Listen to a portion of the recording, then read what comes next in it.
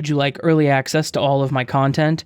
For $1 a month, you can get that. Just click the join button down below or go to patreon.com/astheravendreams. Enjoy.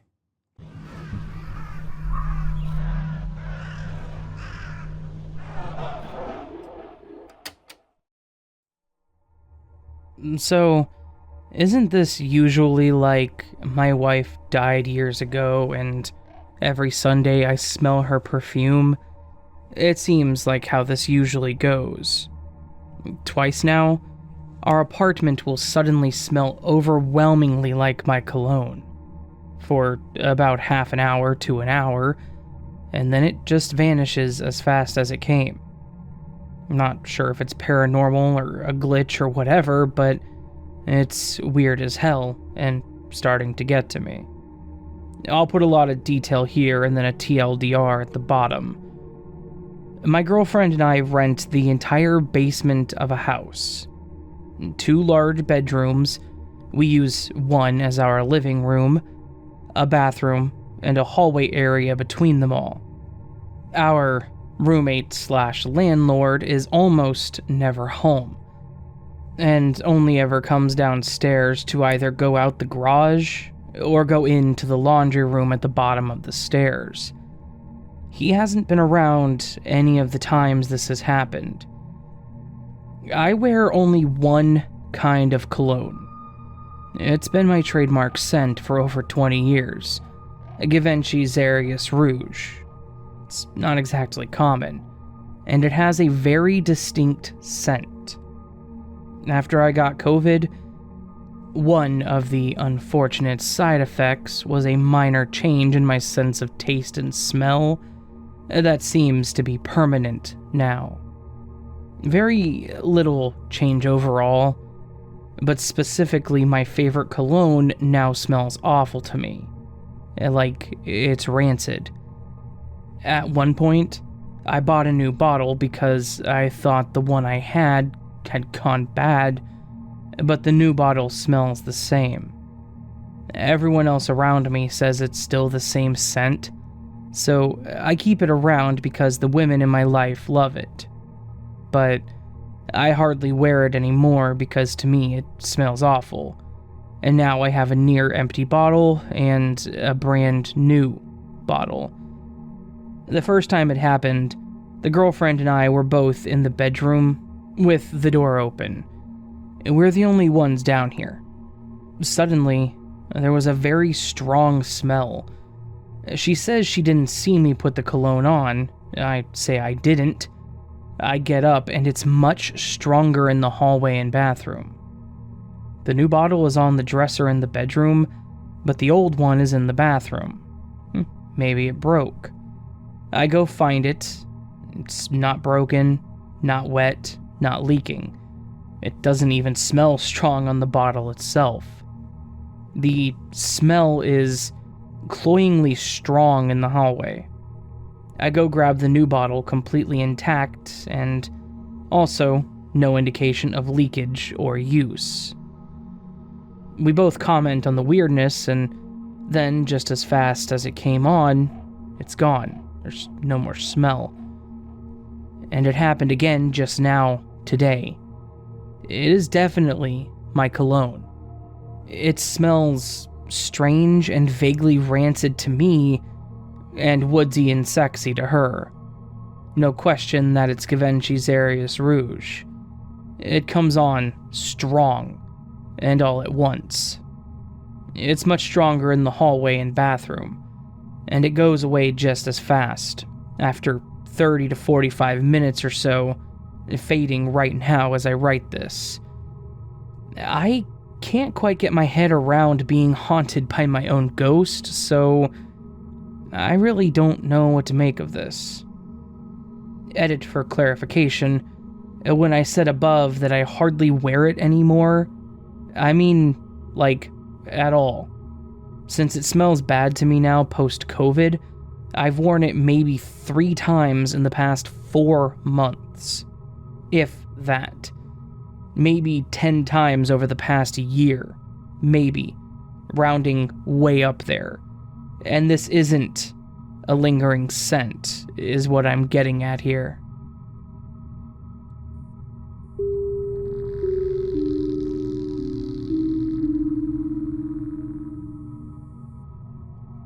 I'm a high school teacher, and several years ago, my husband and I took a weekend trip to San Antonio for one last getaway before the school year began.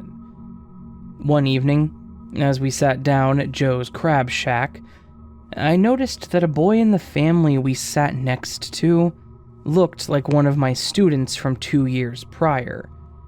I didn't want to stare long enough to be sure, though, that it was him. However, a while into the meal, I heard the young girl, who I assumed to be the sister, call this boy by the name of my student. It's not a common name. I turned quickly now to look at him, and they all looked at me curiously. "Are you the last name that begins with C's?" I asked. "No," they replied. "Oh, I'm sorry." I said, "I just heard her say name that starts with K, and I taught a KC 2 years ago." "Oh," they cut in, "this is KC," the father said, pointing at the boy. He smiled quietly, as was characteristic of him. "This is KC," he said again, "but we aren't the last name starting with C's. He's been saying you look like his teacher." One of them, can't remember which one, said. "Well, guess what?" I said, smiling at Casey. "I'm teaching juniors this year, so I might get you again." He was still just smiling, and the sister now had him in a playful headlock. "I hope we don't get any bad notes home this year," the mother said. I told them that while I didn't remember Casey being a problem himself, he had been in one of my most hyper classes, and I might have sent a few notes home to many of the boys' parents that year. We then reviewed how crazy the class had been, and the student nodded in agreement when I laughingly mentioned the names of some of his classmates. So, that was that, and we said goodbye, and then they left. At the beginning of the school year, about a month after our trip, I did end up with a KC on my roster. On the first day of school, I mentioned seeing him on the Riverwalk. He said nothing until I mentioned it again, and then this time he said, "That wasn't me." I questioned him, not just that day, but for several days, because he stuck to his story. He had never been to the Riverwalk that summer. He even swore to God, and he never swore to God, he said. I emailed his mom just to make doubly sure, explaining that I knew it was a strange inquiry, but I had to put my mind to rest. She emailed me back and assured me that he was never in San Antonio that summer, and he had been taking care of his little sister while she, his mom, was at work the very evening I thought that I saw him. Also, she was white and had no husband, nor was there a male figure in Casey's life at this time. The Casey's parents I saw on Riverwalk were black, and the only sister Casey has is much younger than this girl on the Riverwalk. So, the mystery remains unsolved. Was it just a coincidence and there is another Casey who looks just like my Casey, and who has a teacher that looks just like me? Or did I cross into some parallel universe where Casey was in San Antonio with a couple that wasn't his parents? Or did Casey unknowingly bilocate? He said he was supposed to have been in San Antonio that very week with a good friend, but he didn't go. I'm afraid I may never know, but it's something to think about.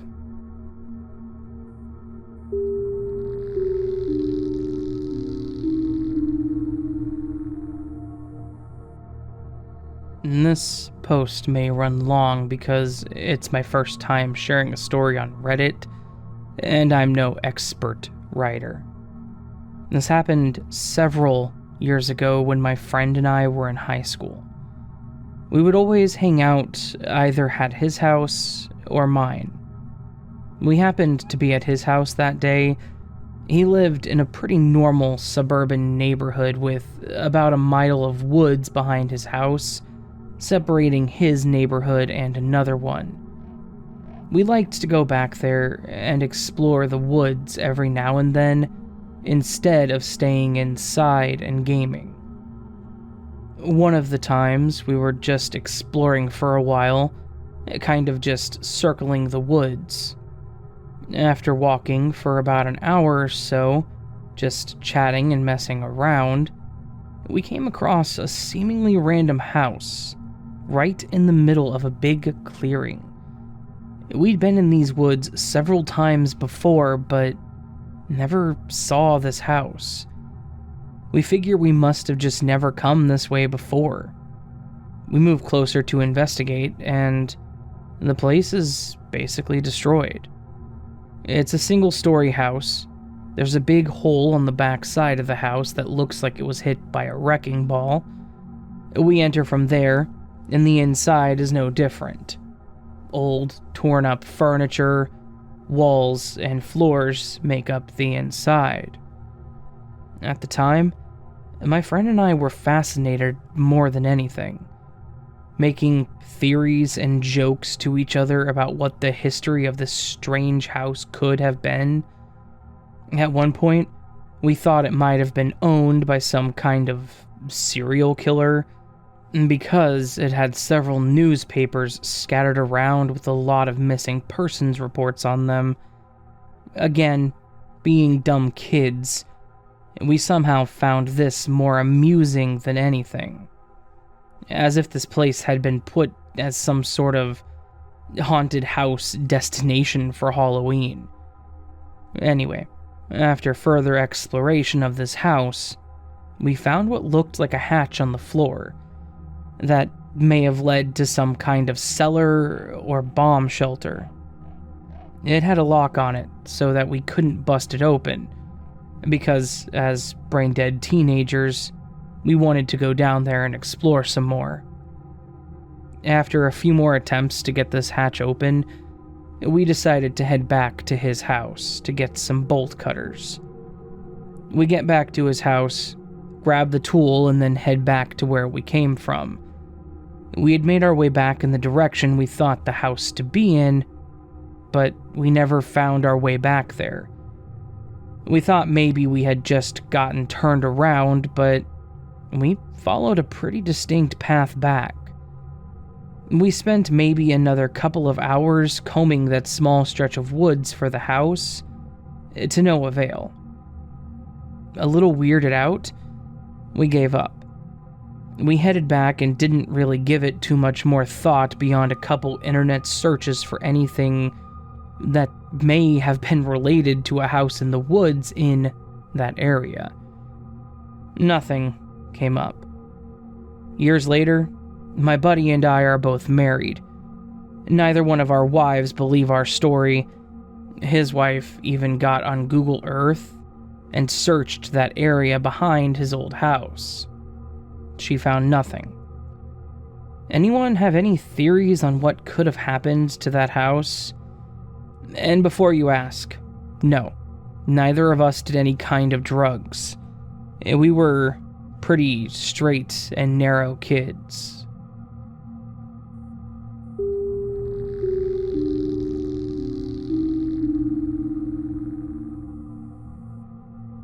I never really put much stock in these glitch in the Matrix type stories until it happened to me.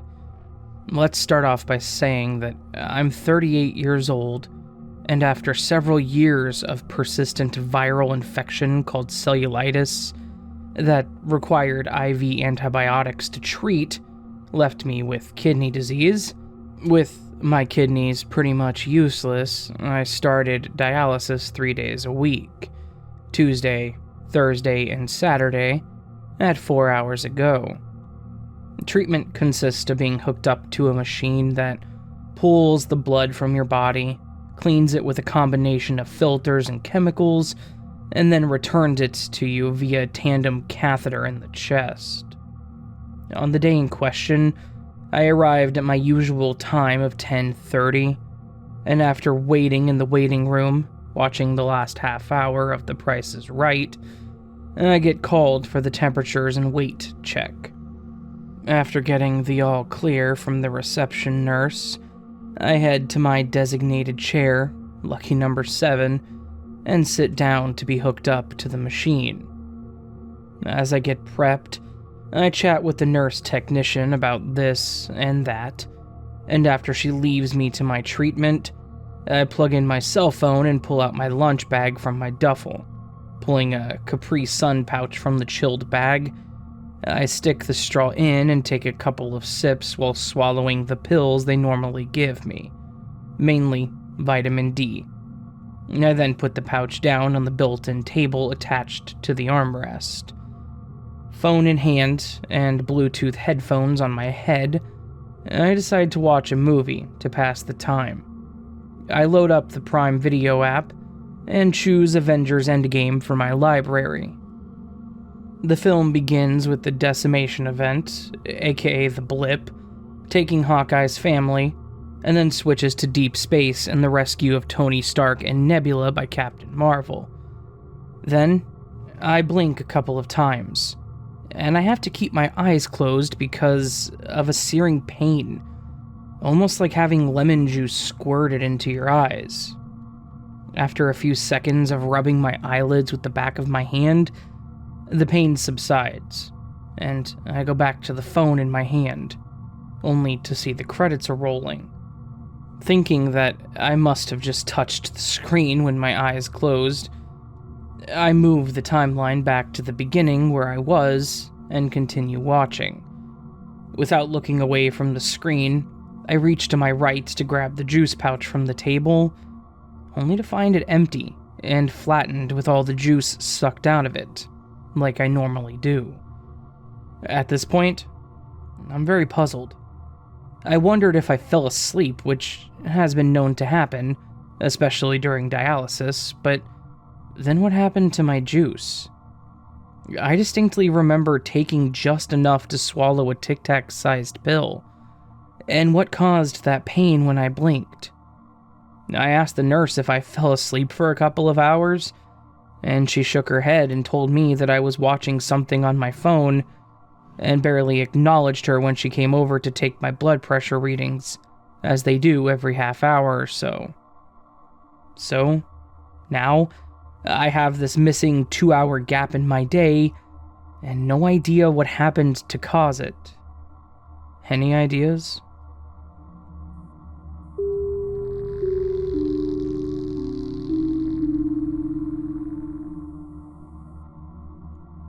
I was sitting at my computer. My girlfriend had gone upstairs to take a shower. Then, the water pipe on the wall sprung a tiny leak like a water gun right onto my keyboard.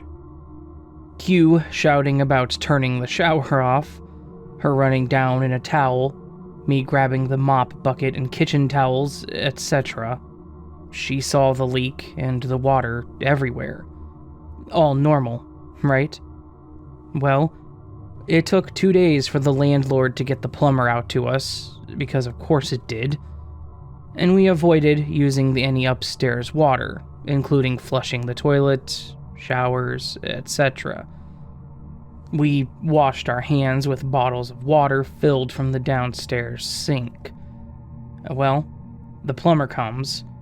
First off, the mop bucket of water is dry as a bone, despite having nearly 3 liters of water in it originally, and me leaving it there just in case the leak sprang again overnight. There's no way that much water could have evaporated. This isn't an old, cold Victorian brick house in the UK. In winter, you couldn't evaporate a mug of water, let alone a bucket in that time. Anyway, we showed him and his assistant where there was a huge water stain on the pipe where it leaked. Him and his assistant swear blindly that they can't see the stain. Me and my girlfriend are looking at this big off-colored patch, about an inch square, I even touch it. He touches it where I do. Neither of them can see what we see. His assistant goes upstairs to run the shower so he can find the leak, and nothing. Absolutely nothing comes out. He tries the toilet, the basin, everything. Absolutely no leak. The plumber still won't acknowledge this big brown stain. I'm still trying to work out where the 3 liters of water went from the mop bucket. It was there the night before. The plumber obviously thinks that we are weird, and they leave saying they can't find any leaks. I apologize for wasting his time. I'm English, we apologize for everything. Me and my girlfriend show him out and say we will call if it comes back. We go back into the living room, and the brown stain on the pipe is completely gone. There's no evidence of there ever being a burst pipe. Me and my girlfriend still vividly remember this. I got soaked, my keyboard got soaked, some War Games minis I was painting and had on my desk got wet. It was a big deal to clean up. We had to keep the water away from the desktop on the floor. It happened, but there's no evidence of it. To my knowledge, metal pipes with a pinhole leak under high pressure don't just seal themselves. So, what the hell? Was this a glitch, or something else?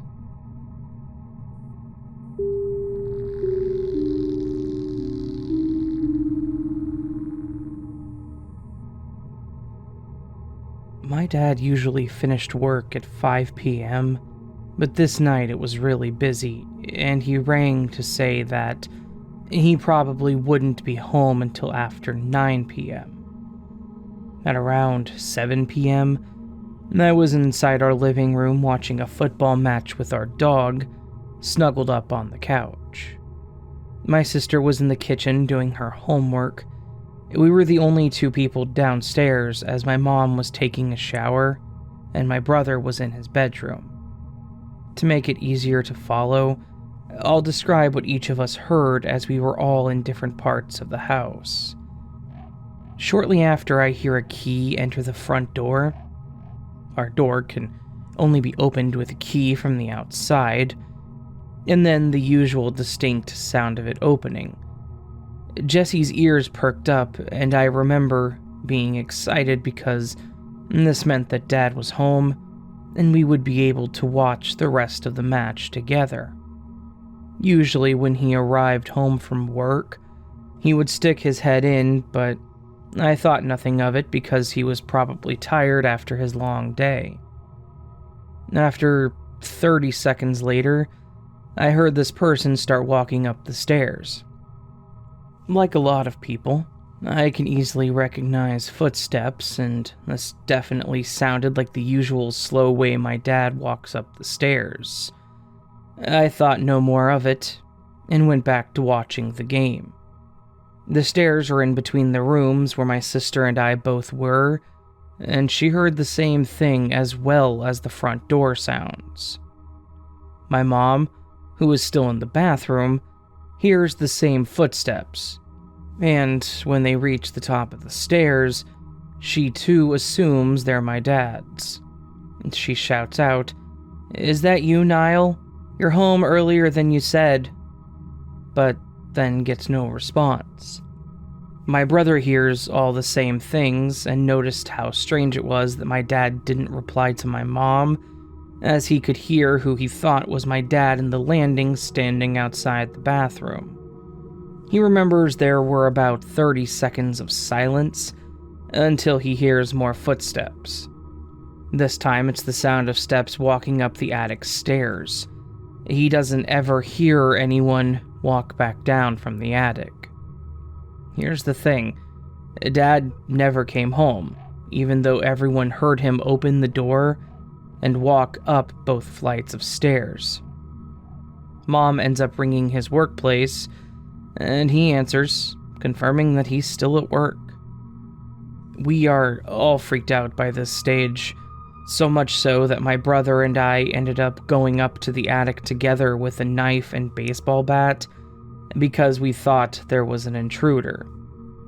We never figured it out, and it was the only time something like that ever happened.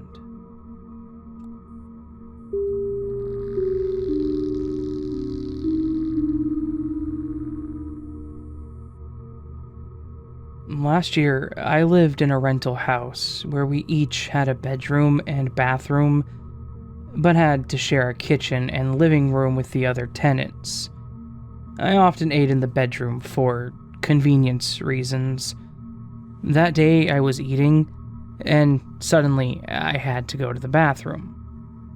Accidentally, I took my fork to the bathroom, but because I was so desperate to pee, I still did what I had to do while holding the fork. While putting my pants back on, I accidentally dropped my fork. I heard the sound of metal clashing with the tile floor, but ignored it because I had to put my pants back on and wash my hands first. My bathroom only contained a shower and toilet unit. There were no other objects on the floor because I put everything on the upper wall cupboard. The bathroom was not big, maybe only 1.5 by 1.5 square meters, but I could not find my fork. You should know that this fork was the only fork I had at the time. The handle is made of orange plastic, and I bought it in pair with the spoon. I know all the scratches on this fork very well. Earlier this year, I moved into a studio apartment and purchased utensils, which are all stainless steel, without any plastic or anything on the handle. Several hours ago, I went to the bathroom to pee and suddenly heard a sound like metal colliding with the floor. My orange fork was there, on an empty floor, where there was clearly nothing on it before. The fork was a bit dirty, like it hadn't been washed for a long time after using it, but it was definitely my fork. Another strange thing about the bathroom in my old place, the first time I went there before renting the room, I was taken by the landlord to have a look at the rooms. One of the reasons I ended up renting the place was because there was a sink in the bathroom. My boyfriend and I discussed that when choosing a place for me to rent. After I paid for everything and moved there was no sink.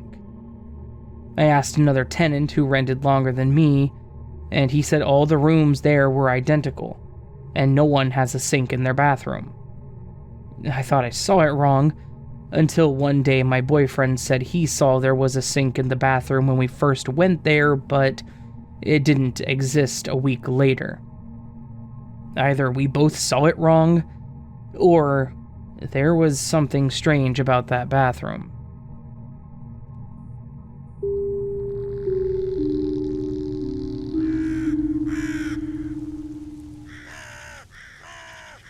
So that was this week's glitch in the Matrix collection.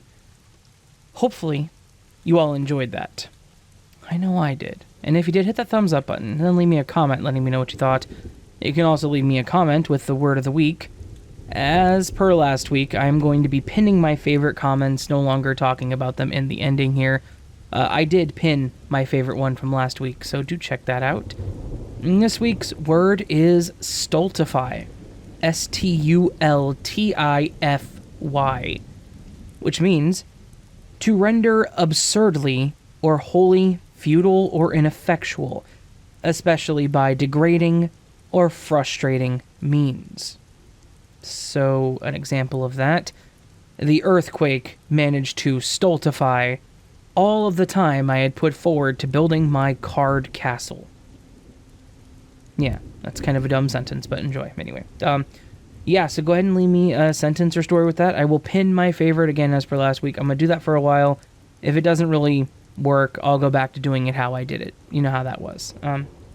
Yeah, so I hope you have a beautiful day, and I hope I'll see you on the next video. But until then, my lovely friends, sleep well.